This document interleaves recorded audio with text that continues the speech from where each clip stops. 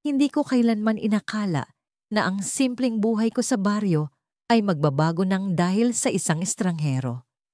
Ang pangalan ko ay Lila, dalagang probinsyana na masaya na sa pagtatanim ng gulay, pag-aalaga ng mga hayop, at paminsan-minsang panonood ng mga romantikong pelikula sa lumang telebisyon ng aming kapitbahay. Hindi marangya ang buhay ko, pero alam kong totoo ang iniingatan kong mga pangarap. Isang pag-ibig na walang halong kasinungalingan. Isang araw, habang ako'y nagbubungkal ng lupa sa taniman, napansin kong may lalaking nakatayo sa gilid ng sakahan. Marumi ang suot niyang damit, punit-punit ang laylayan ng kanyang pantalon at may butas ang tsinelas. Nakatungo siya, tila nag-aalinlangan kung lalapit sa akin o hindi. Nang hindi ko na matiis ang kanyang katahimikan, ako na ang nagtanong, "May kailangan ka ba?" Bumungad siya ng ngiti, ang uri ng ngiting may halong hiya at tapang. "Pasensya na kung istorbo ako. Hinahanap ko kasi ang trabaho. Kahit anong maibibigay mo, tatanggapin ko." Malumanay ang kanyang boses, pero may bigat ang mga salita niya. Parang may kwento siyang pilit itinatago. Hindi ko alam kung bakit, pero may kung anong nag-udyok sa akin na tulungan siya. "Kung gusto mo," sabi ko, "may mga gawain sa taniman na kailangan ng dagdag na kamay. Magsimula ka bukas." Kinabukasan, dumating siya ng maaga, mas maaga pa, kaysa sa inaasahan ko. Si Elias ang pangalan niya, at bagamat halata ang hirap sa buhay niya, hindi siya nagpakita ng pagod o reklamo. Masipag siya, maliksi, at laging may ngiti kapag nagtatrabaho. Unti-unting naging mas madalas ang aming usapan tungkol sa mga pangarap namin, sa buhay sa baryo, at sa mga bagay na nagpapasaya sa amin. Natutunan kong mahalin ang pagiging simple niya, ang kanyang pagiging mapagkumbaba. Habang tumatagal, nararamdaman kong may kakaiba sa kanya. Hindi siya tulad ng ibang lalaking nakilala ko. Hindi siya magaspang magsalita. Hindi siya mapanlamang. May mga pagkakataon na nakikita ko siyang nakatingin sa akin. Tila may iniisip na hindi kayang sabihin. Pero kapag tinatanong ko siya, ngumiti lang siya at sasabihin, "Wala, Lila. Masaya lang ako na may nakilala akong katulad mo." Lumipas ang mga linggo at tila naging bahagi na ng araw-araw kong buhay si Elias. Wala akong kaibigan na kasing lapit sa akin katulad niya. Sa bawat tawanan namin, sa bawat kwento, unti-unting nahulog ang loob ko sa kanya. Hindi ko na lang siya basta katrabaho, naging espesyal siya sa akin. At sa tingin ko, ganoon din ang nararamdaman niya. Ngunit isang gabi, habang naglalakad kami pauwi mula sa taniman, bigla siyang tumigil sa gitna ng daan. "Lila," sabi niya, "may kailangan akong sabihin sa'yo." Nagulat ako sa bigat ng tono ng boses niya. "Ano iyon, Elias?" Tanong ko, pilit na inaaninag ang mukha niya sa dilim. Huminga siya ng malalim, na tila naghahanda sa isang mabigat na revelasyon. "Hindi ako ang iniisip mong tao." Napakunot ang noo ko. "Anong ibig mong sabihin?" "Ang totoo," sagot niya, "hindi ako mahirap." Natahimik ako, hindi makapaniwala sa mga salitang sinabi niya. "Elias, anong pinagsasabi mo?" "Mayaman ako, Laila," sabi niya, at bumagsak ang mga salitang yon sa akin na parang kidlat. May-ari ako ng isa sa pinakamalaking kumpanya sa lungsod. Nagkunwari lang ako para malaman ko kung paano ang simpleng buhay, para hanapin ang mga bagay na hindi nabibili ng pera. Ang mundo ko'y biglang umikot. Ang lalaking inakala kong totoo, ang lalaking minahal ko ng buo, hindi pala ang taong iniisip ko. Tumulo ang mga luha ko. "So lahat ng ito, lahat ng sinabi mo sa akin, kasinungalingan?" "Hindi, Lila," sagot niya, at hinawakan niya ang kamay ko. "Lahat ng nararamdaman ko para sa'yo, totoo. Minahal kita, hindi bilang mayaman o mahirap, kundi bilang ako." Gusto kong maniwala sa kanya, pero ang sakit na nararamdaman ko ay parang sugat na hindi madaling maghilom. Hindi ko alam, Elias. Hindi ko alam kung kaya kong magtiwala ulit. Tahimik kaming naglakad pa uwi, Walang imik, punong-puno ng tensyon. Sa isip ko, bumabalik-balik ang tanong, sino ba talaga si Elias at bakit niya ako piniling lokohin? Pagdating sa bahay, iniwan niya ang isang liham sa pintuan. Nang buksan ko yon, iisa lang ang nakasulat. Kung kaya mo, puntahan mo ako bukas sa harap ng lumang simbahan. May ipapakita ako sa'yo. Tumibok ng mabilis ang puso ko. Hindi sa galak, kundi sa kaba. Ano ba ang ipapakita niya? Muling bumalik sa aking alaala ang unang beses naming nagtagpo ni Elias. Sa ilalim ng mapusyaw na liwanag ng mga poste, suot niya ang isang kupas na t-shirt at sapatos na halos maagnas na sa katagalan. Namumulot siya ng mga karton sa gilid ng kalsada at sa bawat galaw niya ay tila may bigat na pasa ng kanyang balikat. Hindi ko alam kung bakit, pero may kung anong hinila sa akin para tulungan siya. Kuya, kailangan mo ba ng tulong? Tanong ko habang lumapit. Napatingin siya sa akin, nagulat marahil sa biglaan kong paglapit. Malalim ang kanyang mga mata, tila may kinikimkim na lihim na hindi niya kayang ibahagi kahit kanino. Hindi na. Salamat, sagot niya. Pero halata sa kanyang boses ang pagod. Hindi ko siya iniwan. Hindi ko alam kung bakit. Pero sa bawat hakbang niya, hinahatak ako ng isang hindi maipaliwanag na pakiramdam para makilala siya. Sa mga sumunod na linggo, naging madalas ang aming pagkikita. Sa pamilihan, sa parke, sa tabi ng ilog, kung saan-saan.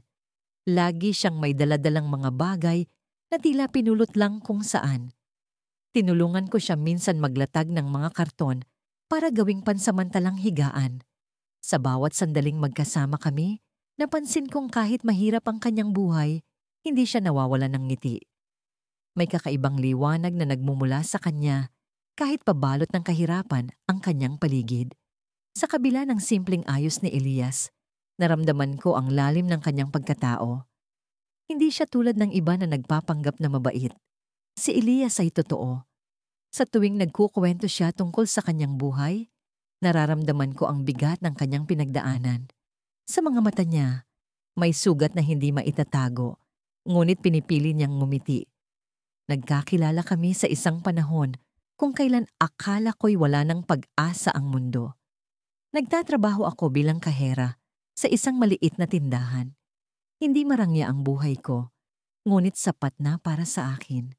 Sa unang pagkakataon, naramdaman kong may taong nagmamalasakit sa akin nang walang hinihinging kapalit. Unti-unti, hindi ko na malayang nahulog na ang loob ko kay Elias. Ngunit may mga tanong na pilit na bumubulong sa likod ng aking isipan. Sino ba talaga si Elias? Bakit hindi ko siya nakikita sa mga lugar na malapit sa amin? Bakit tila napakahusay niyang magsalita kahit pa sinasabi niyang hindi siya nakatapos ng pag-aaral? Hindi ko iniisip na mali siya. Hindi ko iniisip na may masama siyang intensyon.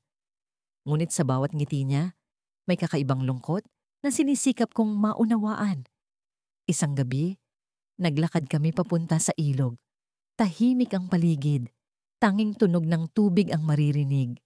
Nakaupo kami sa maliliit na bato habang pinagmamasdan ang pag-agos ng ilog. Elias, basag ko sa katahimikan, hindi mo ba ako pinagkakatiwalaan? Nagulat siya sa tanong ko. Ano ang ibig mong sabihin? Tanong niya. Ang kanyang boses ay bahagyang nanginginig. Alam kong may itinatago ka. Hindi ko alam kung ano, pero nararamdaman kong hindi mo sinasabi ang buong katotohanan sa akin. Tahimik siya, hindi niya ako tiningnan.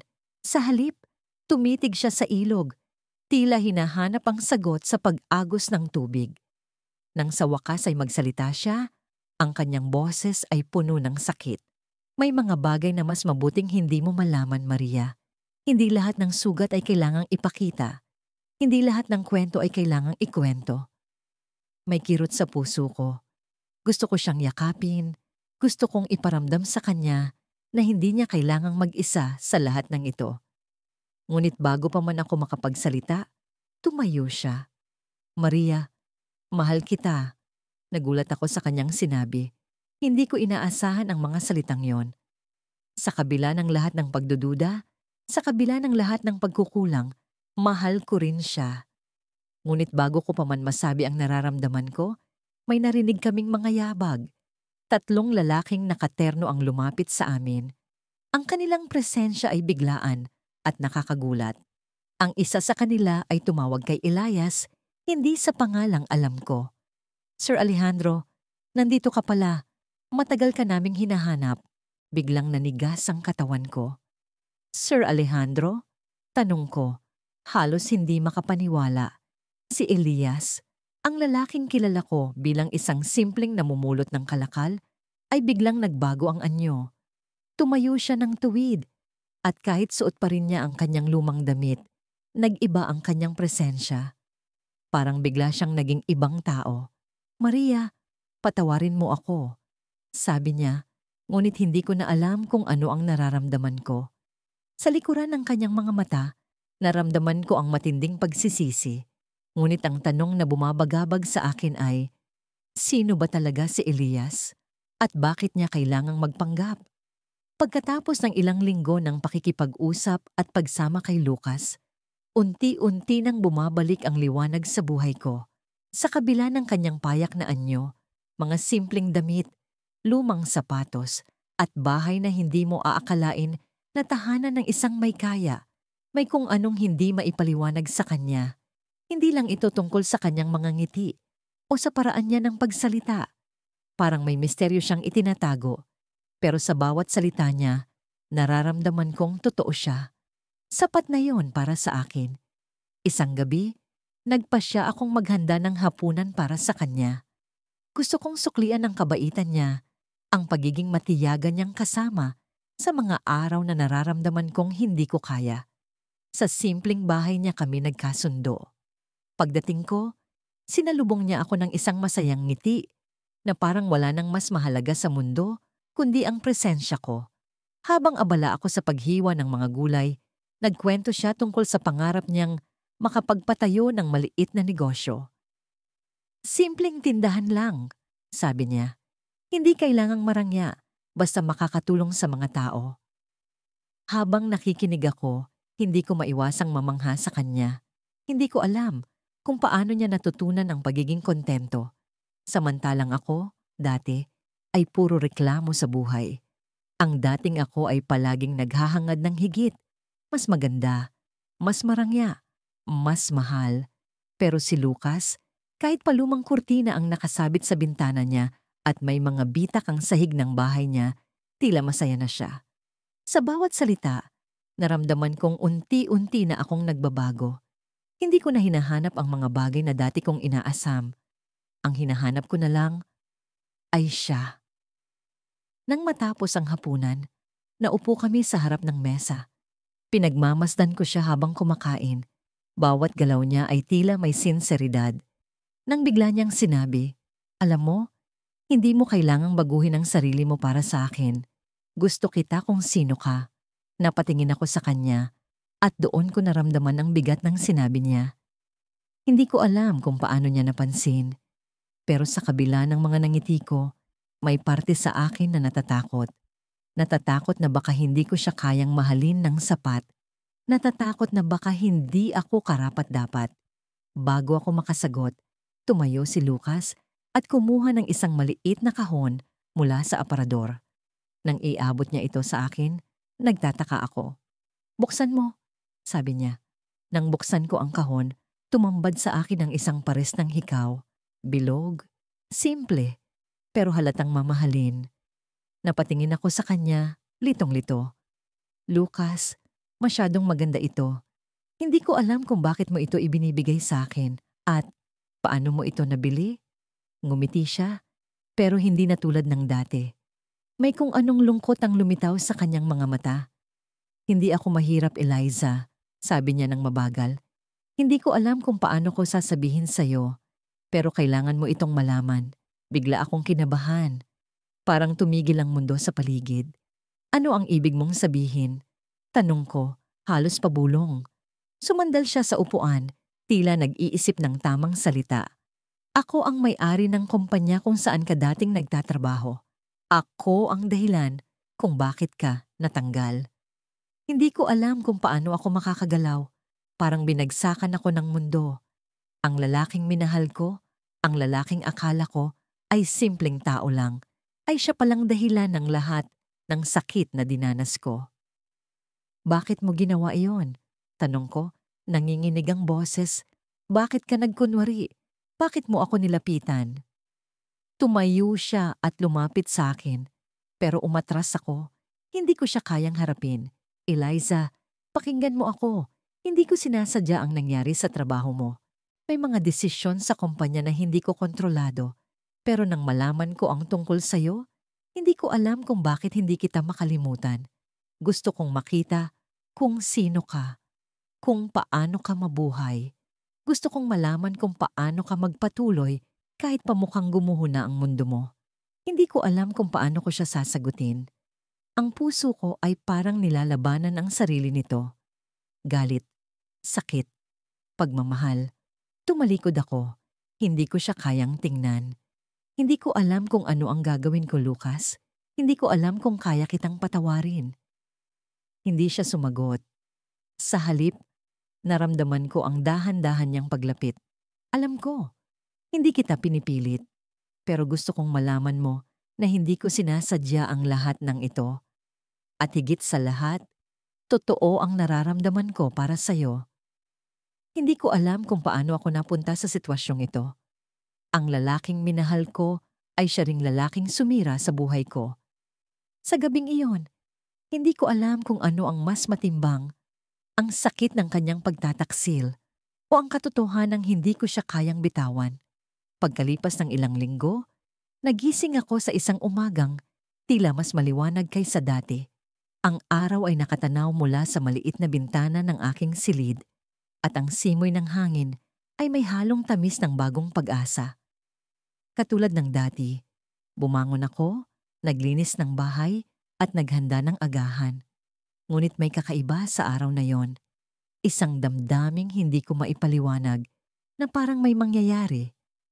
Habang hinihintay ko si Elias, ang lalaking nagpakilalang mahirap, ngunit napanalunan ng puso ko, napansin kong hindi niya pa ako dinadalaw sa umagang iyon.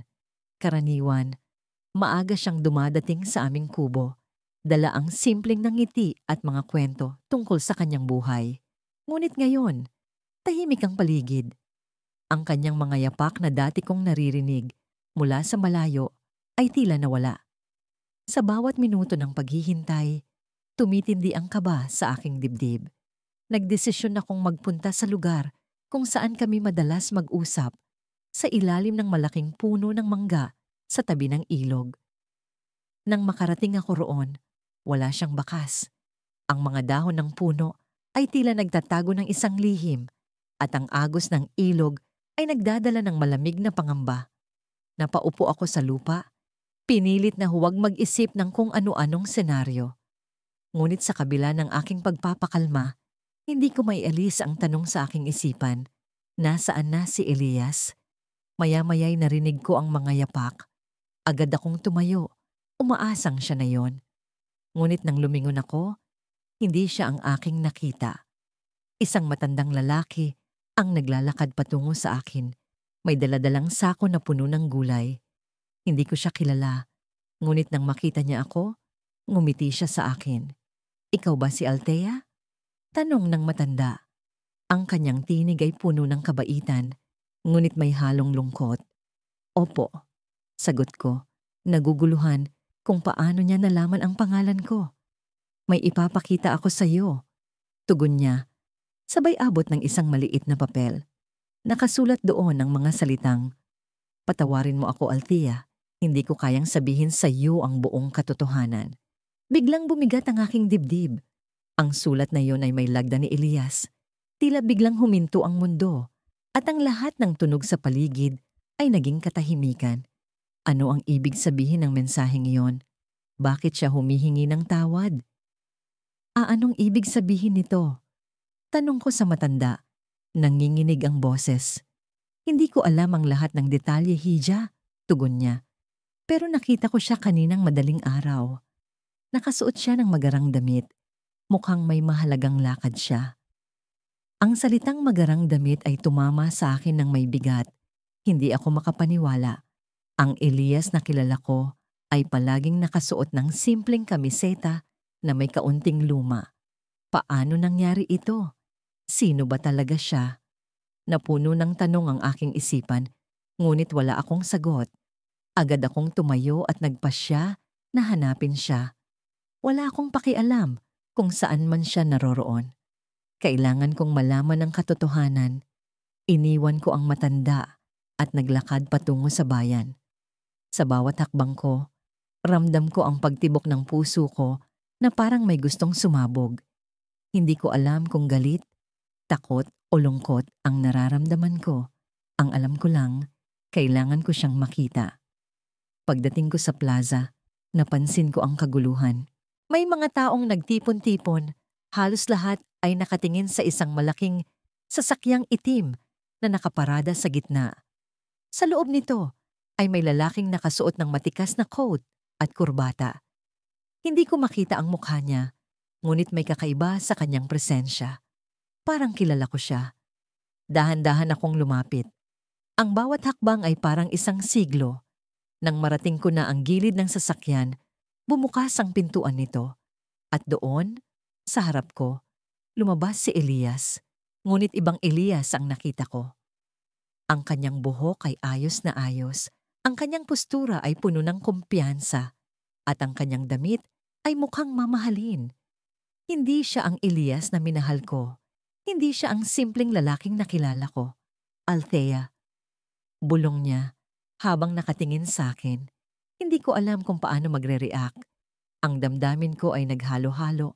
Galit, pagtataka at sakit. Parang binagsakan ako ng mundo.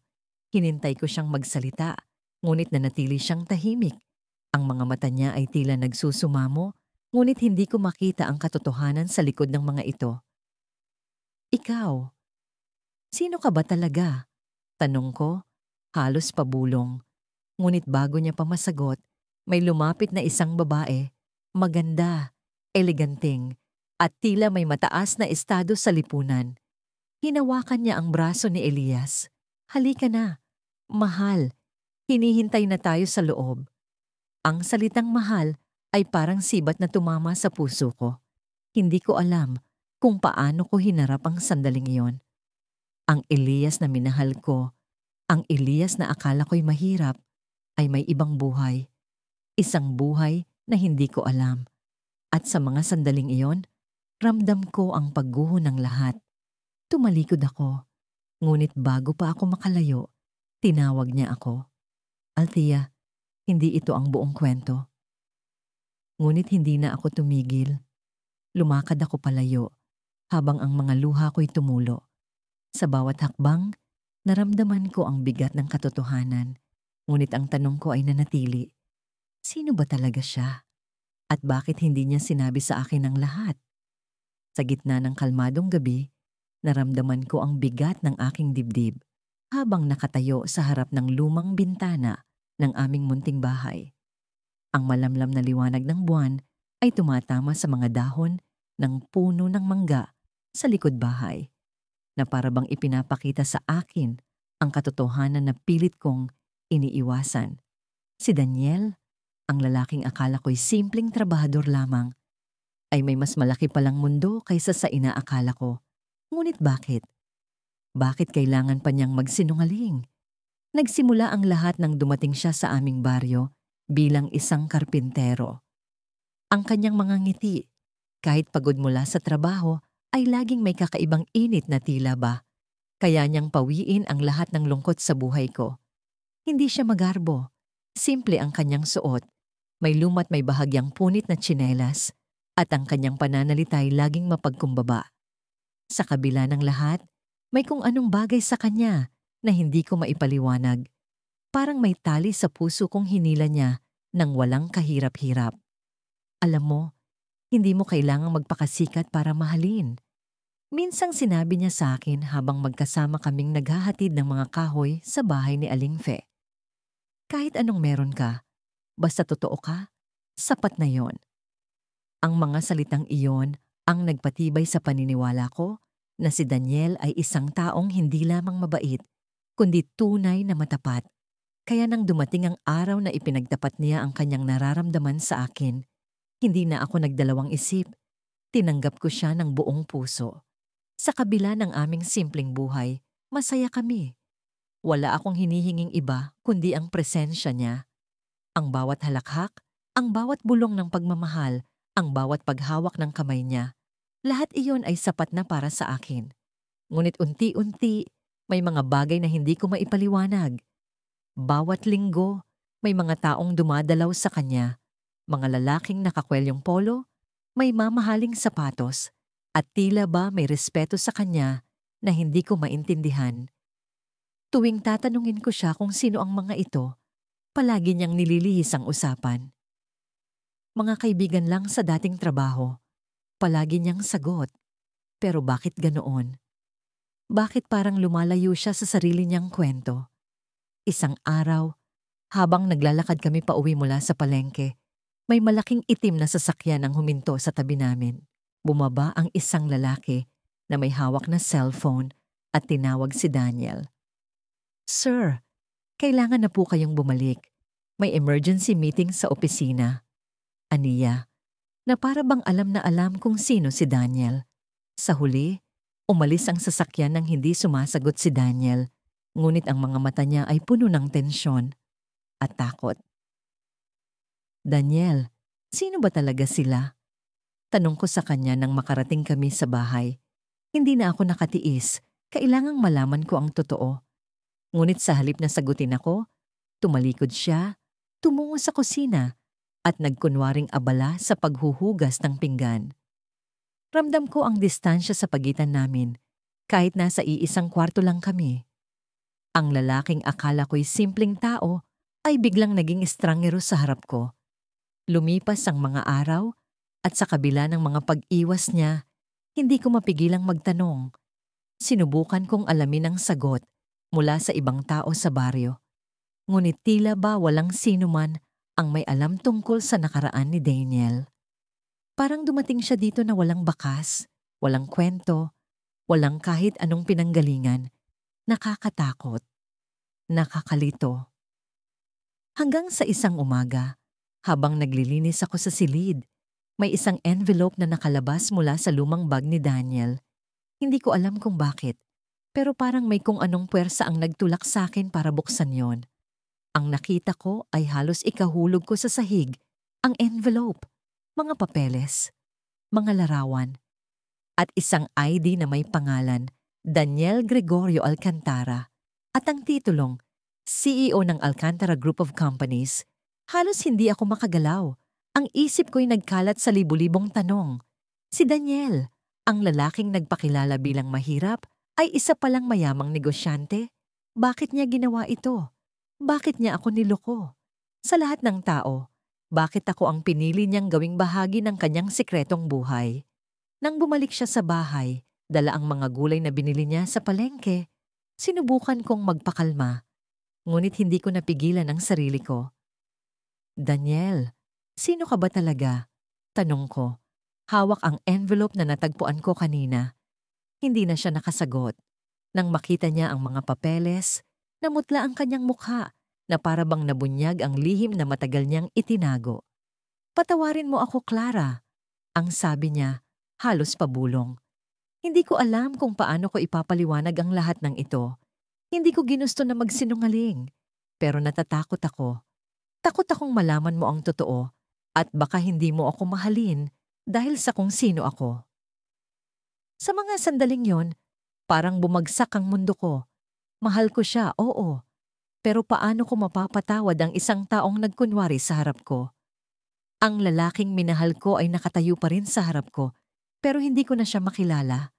Bago ko pa man makapagsalita, may tumigil na sasakyan sa harap ng bahay. Isa na namang itim na kotse. At bumaba ang isang babae na nakapantalong slacks at blouse na may formal na logo. Ang kanyang boses ay malamig, diretso. "Mr. Alcantara, kailangan na po kayong sumama sa amin. Ang sitwasyon sa kumpanya ay hindi na maayos at ang pamilya niyo ay naghahanap na rin sa inyo." Napalunok ako At ang tingin ko kay Daniel ay puno ng mga tanong na hindi ko maibulalas. Ngunit bago siya sumama sa babae, hinarap niya ako at nagsabi ng mga salitang hinding-hindi ko makakalimutan. Clara, ikaw ang dahilan kung bakit ko iniwan ang lahat ng ito. Pero ngayon, kailangan kong harapin ang buhay na tinakasan ko. Sana, kahit papaano, maintindihan mo. Lumakad siya palayo at ang tunog ng pagsara ng pinto ng sasakyan ay parang boses na bumubulong ng pagtatapos. Sa huling sandali, tumingin siya sa akin mula sa bintana ng sasakyan. Pero hindi ko alam kung iyon ba ay paghingi ng tawad o paalam na. Hindi ko alam kung ano ang mas masakit. Ang katotohanan na niloko ako o ang pagkakaalam na minahal ko siya ng buo kahit hindi niya ako pinili para sa sarili niyang katotohanan. Isang linggo, matapos kong malaman ang tunay niyang pagkatao, parang wala akong lakas bumangon sa kama. Ang dating musika ng mga ibon sa umaga ay parang mga tunog ng bagyong pilit, binabasag ang katahimikan ng puso ko. Sa tuwing napapatingin ako sa salamin, nakikita ko ang isang babaeng nagkulang, isang babaeng naniniwala sa mga pangako, sa mga kwento ng hinaharap, sa salitang totoo. Nagdesisyon akong bumalik sa lugar kung saan kami unang nagkakilala. Sa palengke, sa tabi ng mga nagtitinda ng prutas. Sa araw na yon, parang bumalik ang lahat ng alaala. Nakita ko ang lamesang madalas niyang upuan habang inaayos ang mga binibenta niyang saging at mangga. Ang mga mata niyang palaging puno ng ngiti. Kahit luma ang suot na damit at putikan ang sapatos. Sa lugar na yon, ang simpleng lalaking minahal ko ay tila isang perpektong larawan ng buhay na payak pero masaya. Ngunit ngayong alam ko na ang katotohanan, parang ibang tao ang nakikita ko sa imahinasyong bumabalot sa lugar na yon. Ang lalaking iyon ay hindi pala mahirap. Siya pala ang tagapagmana ng isa sa pinakamalalaking negosyo sa lungsod. Ang lahat ng simpleng kilos niya ay bahagi ng isang eksperimento, isang laro ng pagtatago sa kanyang tunay na pagkatao. Ang bawat saging na inalok niya, ang bawat kwento ng hirap sa buhay, ang bawat ngiti, lahat pala yun ay kasinungalingan. Habang naglalakad ako sa palengke, napansin kong may isang matandang babae na nakaupo sa gilid ng kalsada. Nakatingin siya sa akin, tila may gustong sabihin. Lumapit ako sa kanya. Nene, ikaw ba yung madalas kasama ni Elias dito? Tanong niya sa mahina, ngunit tiyak na boses. Tumango ako. Kahit ang pangalan niyang binanggit ay parang kutsilyong tumutusok sa puso ko. Opo, sagot ko. Alam mo ba, noong una kitang nakita, sabi ko sa sarili ko, bagay sila. Alam mo kasi, ikaw lang ang babaeng nakita kong nakapagpalambot sa isang taong matigas ang kalooban. Napakunot ang noo ko. Matigas ang kalooban? Tumawa ang matanda, ngunit may halong lungkot ang kanyang tinig. Oo, Hija, hindi siya palaging ganyan. Bago siya nagkunwari bilang mahirap, isa siyang lalaking takot sa pagmamahal. Ang yaman niya ang naging kalasag niya laban sa mundo. Pero nang makita kita, naramdaman ko na may nabago sa kanya. Hindi ko alam kung ano ang dapat kong maramdaman. Hindi ko alam kung dapat ba akong matuwa na kahit paano may katotohanan sa pagmamahal niya sa akin. O magalit dahil ginamit niya ang pagmamahal ko para sa isang layuning hindi ko lubos na nauunawaan. Bago pa ako makasagot, narinig ko ang tinig na hindi ko inaasahang maririnig muli. Maria. Paglingon ko, naroon siya, ang lalaking minahal ko sa palengke. Ang lalaking nagkunwari. Ang lalaking nagbigay ng pag-asa at sabay ding bumasag dito. Nakatitig siya sa akin. Suot ang isang maayos na polo at sapatos na mukhang mamahalin. Wala na ang putik. Wala na ang simpleng damit. Wala na ang Elias na kilala ko. Anong ginagawa mo rito? Malamig kong tanong. Pilit na pinipigilan ng pag-iyak. Maria, hindi ko alam kung paano kita hihingan ng tawad. Simula pa lang ng kanyang mga salita, parang gusto ko nang tumakbo palayo. Pero may bahagi ng puso ko na gustong marinig ang paliwanag niya. Niloko mo ako. Sabi ko, direkta. Ginamit mo ang tiwala ko, ang pagmamahal ko para sa laro mo. Mahal kita, Elias, pero niloko mo ako. Hindi siya kumibo, ngunit kitang-kita ko ang sakit sa kanyang mga mata. Hindi ko sinadya na mahalin kita, Maria. Hindi ko inakala na sa gitna ng pagsubok na ito, makikilala kita ng ganito. Oo, nagkunwari ako. Oo, sinubukan kong mabuhay bilang mahirap. Pero sa bawat araw na kasama kita, naramdaman ko kung ano ang tunay na kahulugan ng yaman. Hindi ito ang pera, Maria. Ikaw ang yaman na iyon. Nananatili akong tahimik. Ang puso ko'y tila naglalaban. Ang pagmamahal ko sa kanya at ang galit sa ginawa niya. May iniabot siyang maliit na kahon sa akin. Ito ang isang bagay na hindi kasinungalingan. Sabi niya. Binuksan ko ang kahon. Sa loob nito ay isang simpleng singsing na gawa sa kahoy. Ginawa ko ito noong una kitang makita. Hindi ito mamahalin, hindi ito magarbo. Pero ito ang simbolo ng pagmamahal ko sa iyo, Maria. Ang pagmamahal ng isang Elias na hindi tagapagmana, hindi mayaman, hindi nagkukunyari. Isang Elias na tunay na tao. Bago pa ako makasagot, biglang may dumating na isang lalaki. Kilala ko siya.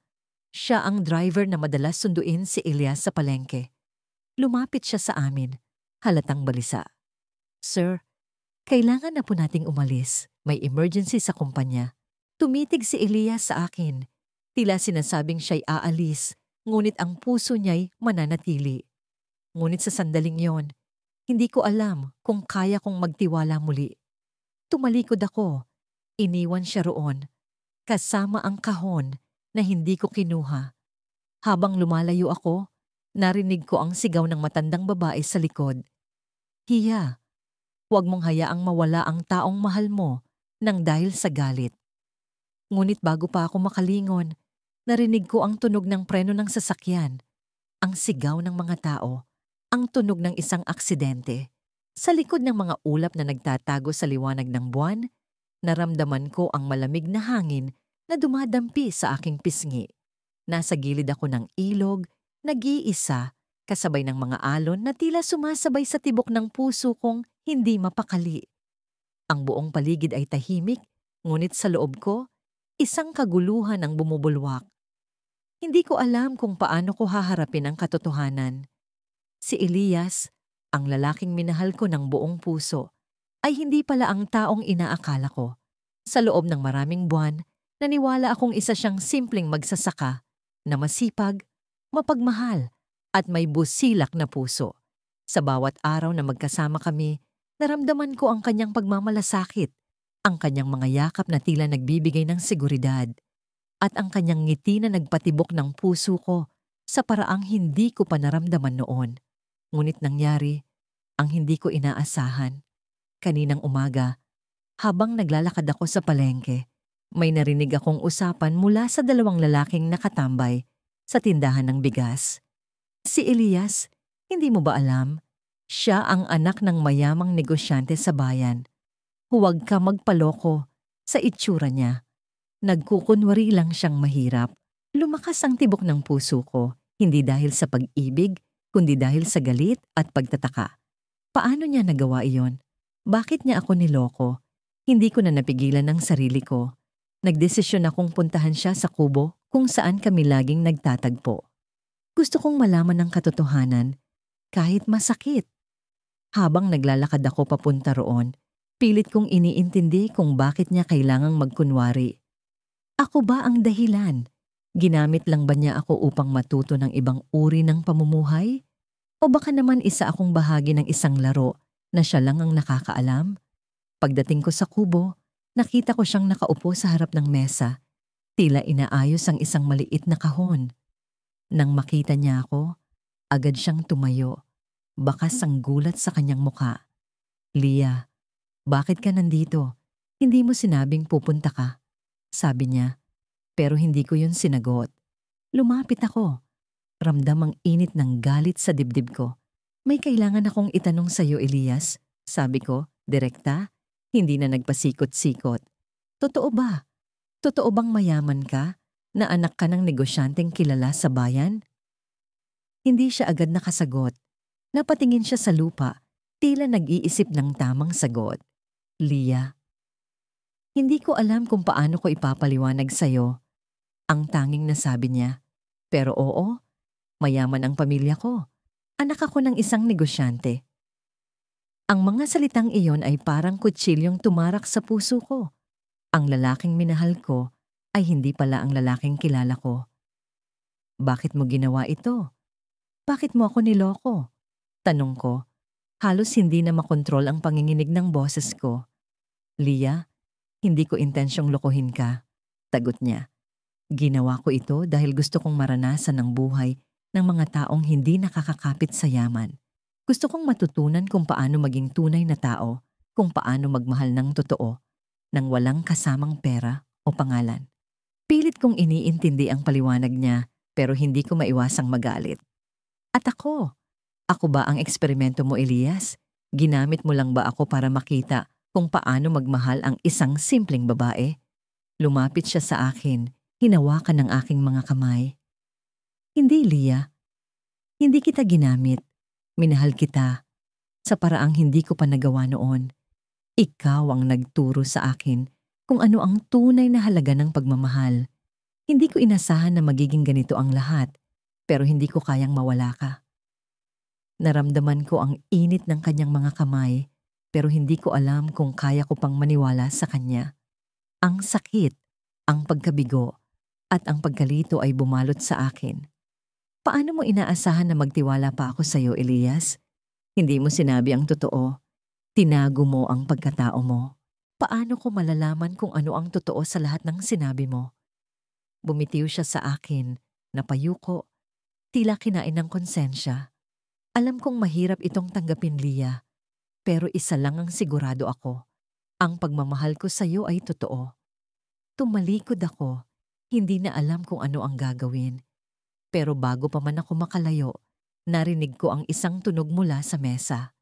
Napatingin ako at nakita ko ang kahon na inaayos niya kanina. Ano iyan? Tanong ko. Pilit na pinipigilan ang pagluha. Hindi siya agad sumagot, pero kinuha niya ang kahon at binuksan yon. Sa loob, nakita ko ang isang pares ng singsing. Simple pero napakaganda. Ito ang dahilan kung bakit hindi ko sinabi ang lahat. Gusto kong mag-propose sa iyo bilang Elias, ang lalaking minahal mo, hindi bilang Elias na anak ng mayaman. Nanatili akong nakatitig sa singsing. Hindi ko alam kung matutuwa ako o mas lalo akong magagalit. Pero bago pa man ako makapagdesisyon, may narinig kaming yabag mula sa labas ng kubo. Mabilis na bumukas ang pinto at isang lalaki ang pumasok. Matangkad, may suot na mahalagang relo at bakas sa mukha ang galit. Elias, anong ginagawa mo rito? Sinabi ko sa'yo, bumalik ka na sa Maynila. Sigaw ng lalaki. Napatingin ako kay Elias na tila biglang nanigas. Sino ang lalaking ito? Bakit parang alam niya ang lahat tungkol kay Elias? At bakit tila may mas malalim pang lihim na hindi pa nasasabi sa akin? Sa gabing yon hindi ko alam kung bakit ako nagpunta sa lumang kubo sa gilid ng bayan. Parang may humihila sa akin. Isang lakas na hindi ko maipaliwanag. Madilim ang paligid. Ang mga dahon ng puno'y gumagalaw sa bawat hampas ng hangin. Tila may mga lihim silang gustong ibulong. Ang kubo ay isang lugar na madalas kong iwasan noon. Marumi, luma, at tila palaging naghihikahos sa liwanag kahit tanghaling tapat. Pero ngayong gabi, hindi ko maialis ang pakiramdam na may mahalagang bagay akong matutuklasan dito. Bawat hakbang ko papalapit ay tila bumibigat ang aking dibdib. Ang mga yapak ko sa lupa ay maririnig. Ang tunog ay parang mga pintig ng puso kong bumibilis. Nang marating ko ang pinto, huminto ako saglit. Pinakinggan ang katahimikan. Ngunit hindi pala ganap na tahimik ang gabi.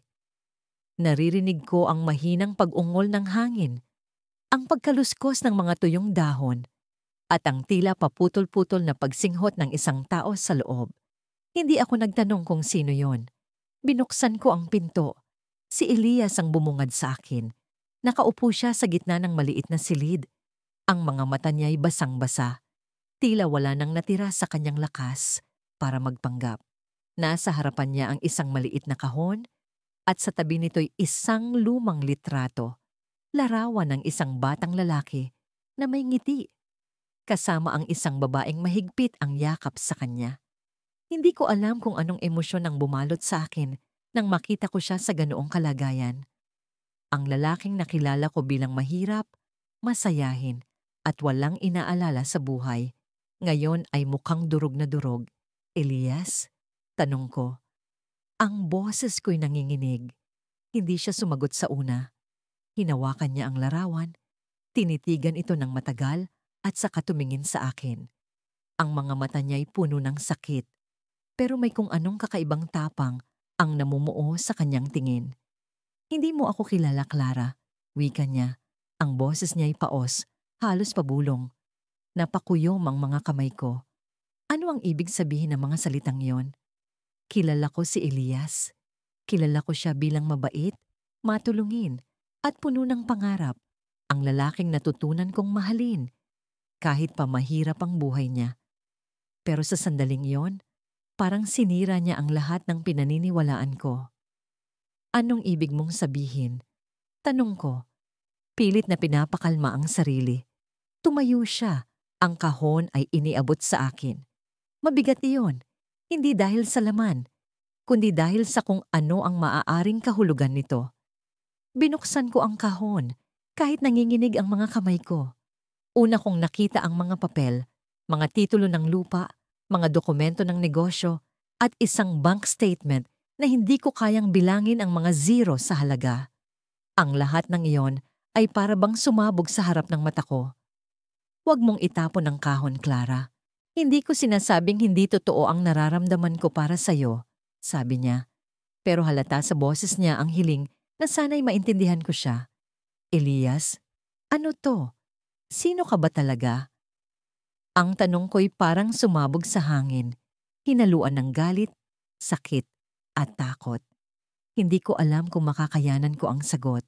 Lumapit siya sa akin. Ramdam ko ang init ng kanyang katawan, pero para ding may lamig sa pagitan namin. Hindi ako mahirap, Clara. Anak ako ng isa sa pinakamayamang tao sa bayan. Pero matagal na akong sawa sa buhay na puro pera lang ang halaga.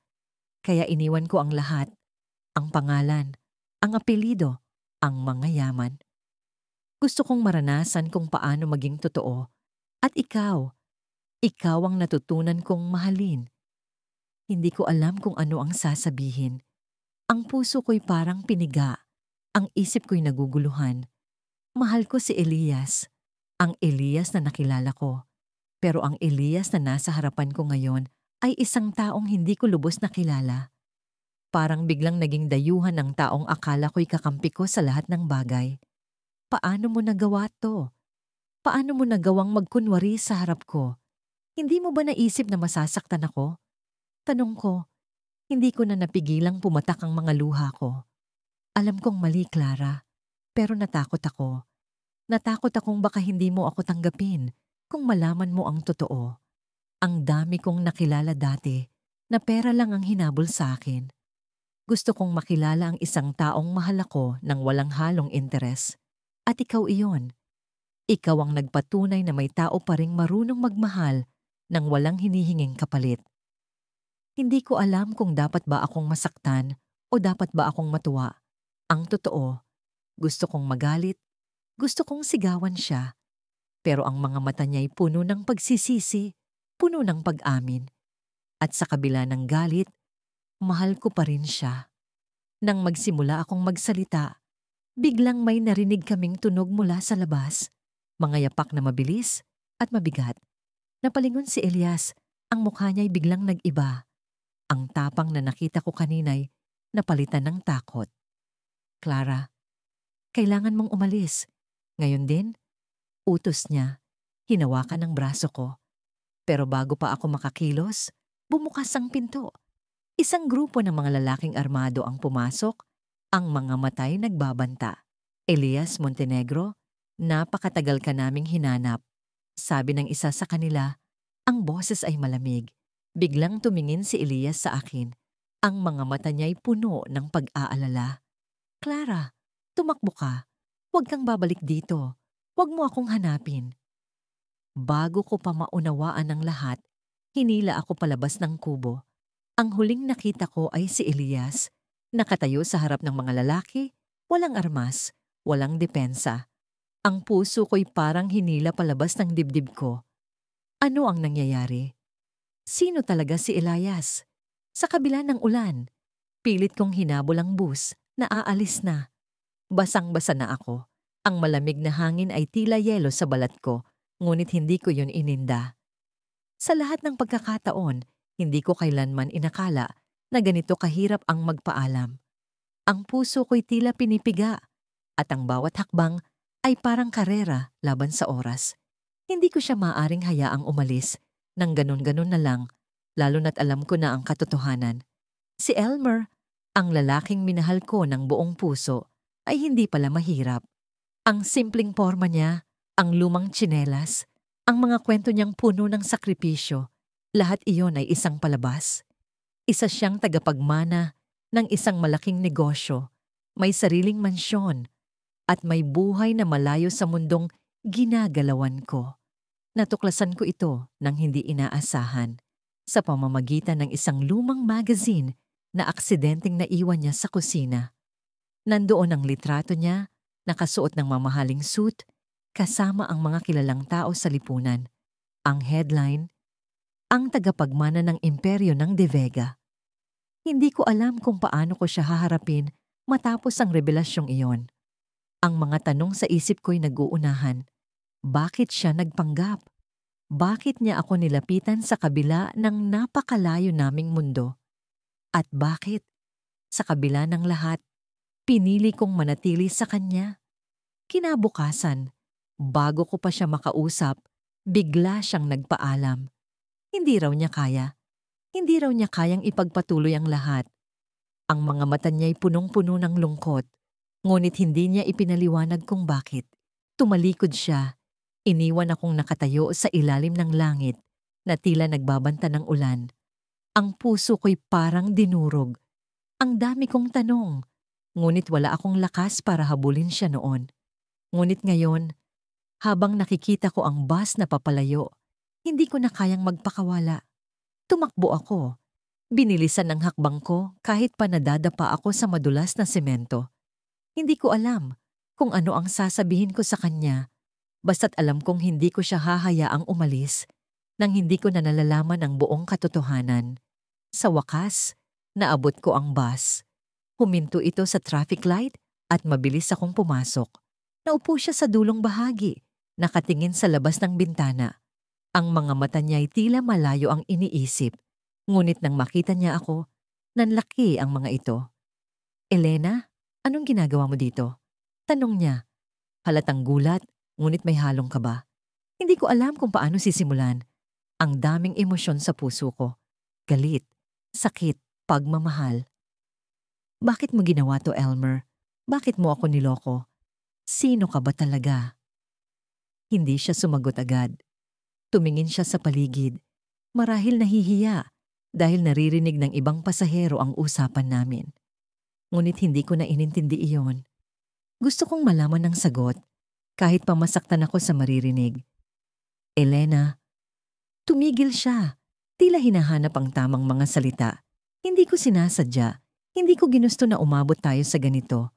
Noong una, gusto ko lang makita kung paano mabuhay ang mga taong hindi tulad ko. Gusto kong maintindihan ang mundong hindi ko kilala. Pero, hindi ko inakala na makikilala kita. Hindi ko inakala na mamahalin kita. Halos hindi ko maintindihan ang nararamdaman ko. Ang mga salitang yon ay tila espada sa puso ko. Mamahalin mo ako, pero niloko mo ako? Paano mo nasabi na mahal mo ako kung hindi ka naging totoo sa akin? Tumayo siya, ngunit hindi niya kayang tumingin ng diretso sa mga mata ko. Alam kong mali, Elena, pero hindi ko alam kung paano ko sasabihin sa iyo ang totoo. Natakot ako. Natakot akong mawala ka kapag nalaman mo kung sino ako. Natakot ako na isipin mong isa lang itong laro para sa akin. Paano ko malalaman na hindi nga laro? Paano ko malalaman na totoo ang nararamdaman mo? Tanong ko. Ang boses ko'y nanginginig na sa emosyon. Tumingin siya sa akin at sa unang pagkakataon, nakita ko ang isang bagay na hindi ko pa nakikita noon. Ang takot. Hindi takot na mawala ako, kundi takot na harapin ang sarili niyang pagkakamali. Elena, hindi ko alam kung paano kita mapapatunayan, pero isa lang ang sigurado ako, mahal kita. Mahal kita higit pa sa inaakala ko. At kung hindi mo ako kayang patawarin, tatanggapin ko iyon. Hindi ko alam kung ano ang gagawin ko. Mahal ko siya, pero ang sakit ng ginawa niya, ang puso ko'y tila nasa pagitan ng pagmamahal at galit. Tumayo ako, tumalikod, at akmang bababa ng bus. Pero bago pa ako makalayo, hinawakan niya ang kamay ko. Elena, sandali. Anya, halos namimilog ang mga mata sa desperasyon. May isa pa akong kailangang sabihin sa'yo. Napahinto ako. Ang bus ay patuloy na umaandar at ang mga tao sa paligid ay tila nawala sa eksena. Ang tanging naririnig ko ay ang tibok ng puso ko na parang tambol sa dibdib ko. Anong gusto mong sabihin, Elmer? Tanong ko. Ngunit hindi ko alam kung kaya ko pang marinig ang sagot niya. Huminga siya ng malalim, tila pinipilit lakasan ng loob. Ang dahilan kung bakit ako nagpanggap, ang dahilan kung bakit ko ginawa ito, ay dahil may kinalaman ka sa nakaraan ng pamilya ko. Napalunok ako. Anong ibig mong sabihin? Ang ama ko. Tumigil siya, tila bumibigat ang bawat salitang lumalabas sa bibig niya. Ang ama ko ang dahilan kung bakit nawala ang lupain ng pamilya mo. Ang negosyo namin ang dahilan kung bakit kayo naghirap. Parang nawala ang mundo sa paligid ko. Ang bus ay tila tumigil, ang lahat ng tunog ay nawala. Tinitigan ko siya, ngunit hindi ko alam kung ano ang sasabihin. Ang lalaking minahal ko, ang may kasalanan pala sa lahat ng paghihirap na dinanas ng pamilya ko. At sa puntong yon, hindi ko alam kung ang mas masakit, ang katotohanan o ang pagmamahal ko sa kanya. Nagising ako nang may naririnig na mahihinang tunog mula sa labas ng bintana. Madilim pa ang paligid, ngunit ang sinag ng buwan ay sapat upang makita ko ang silweta ng isang lalaki. Ang puso ko'y tila tumigil sa pagtibok. Si Marco ba yon? Ang lalaking nagkunwaring mahirap na minahal ko? Ano ang ginagawa niya sa labas ng aking bahay sa ganitong oras? Mabilis akong bumangon, dahan-dahang lumapit sa bintana at sinilip siya ng hindi gumagawa ng ingay. Si Marco nga. Nakasuot siya ng simpleng damit, ngunit may kakaibang aura sa kanya. Hindi na siya mukhang ang dating Marco na nakilala ko sa palengke. Ang lalaking nagbebenta ng gulay at palaging may ngiti sa kanyang labi. Ngayon, may seryoso siyang ekspresyon, halos parang may pinaplano. Sa kanyang kamay, may hawak siyang isang envelope. Bumaba ako ng marahan, siniguradong hindi siya makakakita sa akin. Dumiretso ako sa pintuan, binuksan ito ng bahagya at humakbang palabas. Ang malamig na hangin ng madaling araw ay tumama sa aking balat, ngunit hindi iyon mahalaga. Ang mas mahalaga ay ang mga tanong sa isip ko. Bakit siya narito? Ano ang ginagawa niya? Marco, tawag ko sa kanya, halos pabulong. Napalingon siya at sa mata niyang puno ng sorpresa, alam kong hindi niya inasahang makita ako. Mabilis niyang isinilid ang envelope sa kanyang bulsa. May kakaibang kaba sa puso ko. Parang may tinatago siya. Bakit ka narito? Tanong ko.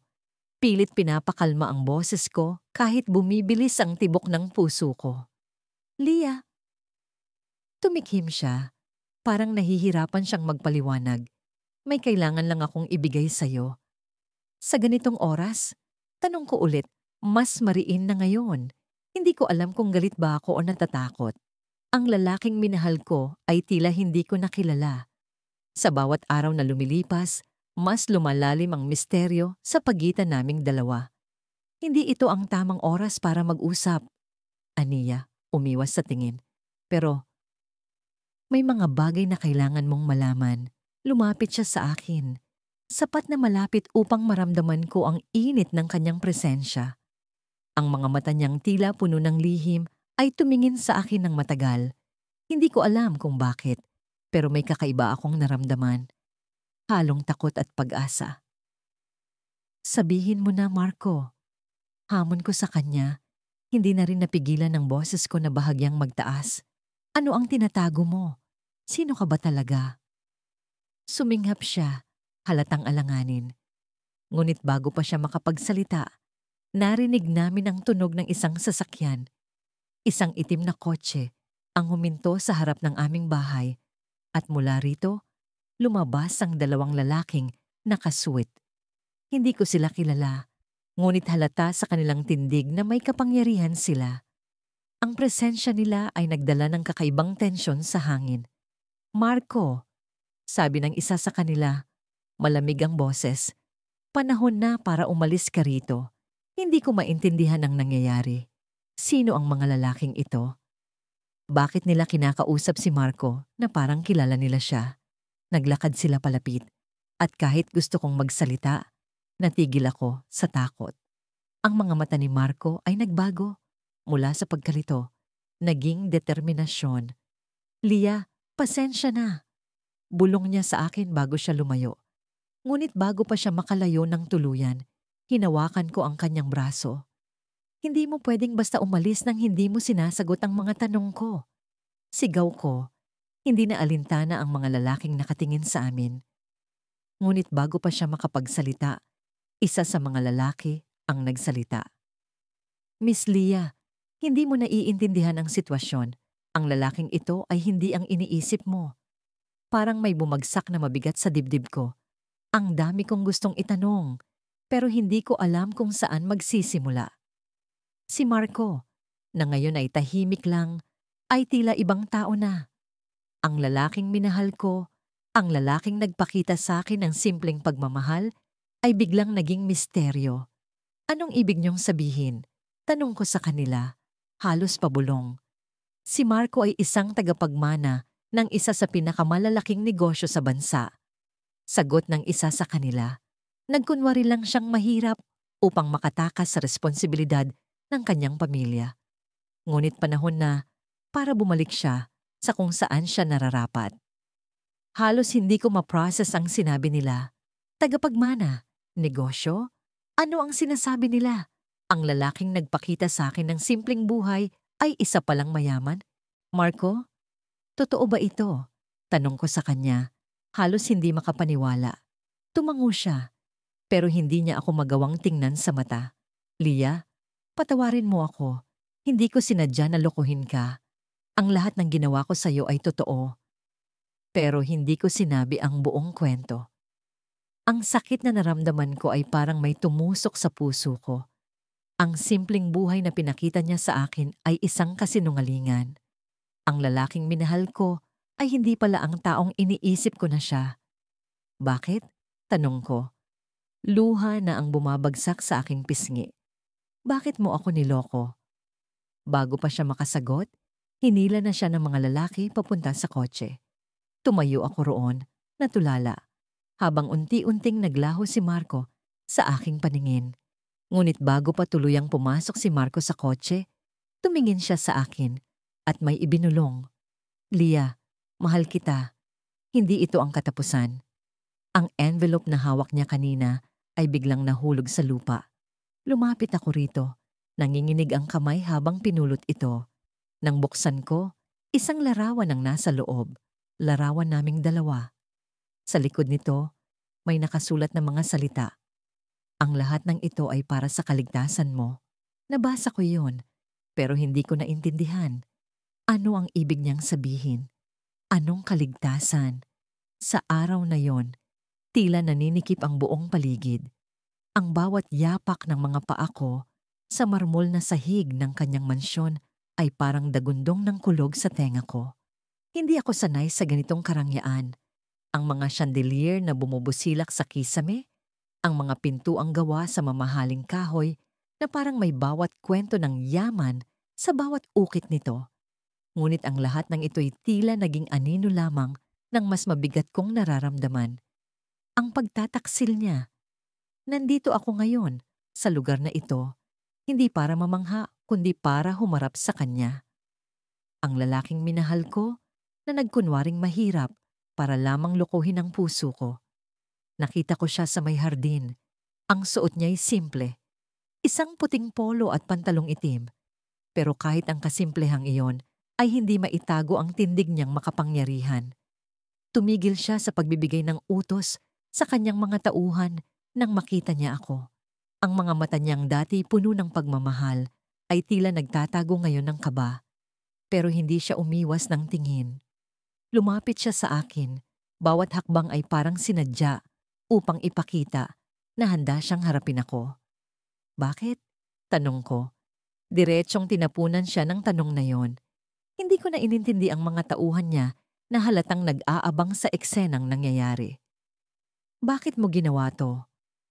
Hindi siya agad sumagot. Ang katahimikan sa pagitan namin ay parang hangin bago bumagyo. Mabigat, puno ng tensyon. Hindi ko sinadya na lokohin ka. Aniya sa wakas. Ginawa ko lang ang lahat para malaman kung sino ako para sa'yo. Kung ako ba'y mamahalin mo kahit wala akong anuman. Halos mapatawa ako sa sinabi niya. Walang anuman. Pinaniwala mo akong ikaw ay isang simpleng manggagawa. Pinaniwala mo akong ikaw ay walang-wala. Pero ito, itinuro ko ang paligid. Ang malawak na hardin na puno ng mga bulaklak na tila mas mahal pa kaysa kinikita ko sa isang taon. Ito ang totoo mong mundo. Hinaplos niya ang buhok niya gamit ang isang kamay. Halatang hindi niya alam paano ako pakakalmahin. Ginawa ko yon dahil takot akong mahalin lang dahil sa pera ko. Hindi mo naiintindihan. Hindi ko naiintindihan. Putol ko. Ako ang nagmahal sa'yo. Hindi sa pera mo, hindi sa kung anong meron ka, kundi sa kung sino ka. Pero ikaw, niloko mo ako. Ginamit mo ang tiwala ko. Napayo ko siya at sa unang pagkakataon mula nang makilala ko siya, nakita kong may bahid ng pagsisisi sa kanyang mga mata. Hindi ko ginusto na masaktan ka. Ang totoo, mahal kita. Mahal na mahal. Pero kahit gaano kalalim ang sinseridad sa boses niya, hindi ko mapigilang magduda. Paano ko pa malalaman kung alin sa mga sinasabi niya ang totoo at alin ang bahagi lang ng kanyang pagkukunwari? Ang pagmamahal ba niya ay totoo? O isa rin itong maskara tulad ng kanyang pagpapanggap? Kung mahal mo ako, sabi ko habang pinipilit pigilan ang panginginig ng boses ko, hindi ka magsisinungaling, pero ginawa mo. At ngayon, hindi ko alam kung anong totoo sa'yo. Hindi siya sumagot. Sa halip, inilapit niya ang kanyang kamay sa akin. Parang gustong hawakan ang sakin. Pero umatras ako. Hindi ko kayang maramdaman ang init ng kamay niya. Hindi ngayon. Alam kong galit ka, Anya. At may karapatan kang magalit. Pero sana, bigyan mo ako ng pagkakataong patunayan ang sarili ko. Hindi ko kayang mawala ka. Paano kita bibigyan ng pagkakataon kung hindi ko na alam kung sino ka? Tanong ko. At sa mismong sandaling yon, bumukas ang pinto mula sa mansyon. Isang babae ang lumabas, matangkad, maganda at elegante. Ang suot niya'y isang pulang bestidang bumagay sa kanyang porselanang kutis. Ayan ka pala, mahal.